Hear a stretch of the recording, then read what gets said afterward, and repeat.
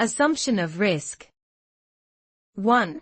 Taking a chance in a potentially dangerous situation.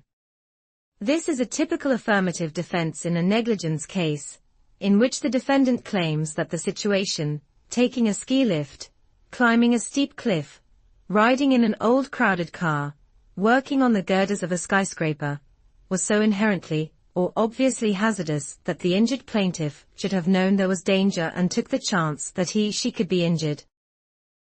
2. The act of contracting to take over the risk, such as buying the right to a shipment and accepting the danger that it could be damaged or prove unprofitable.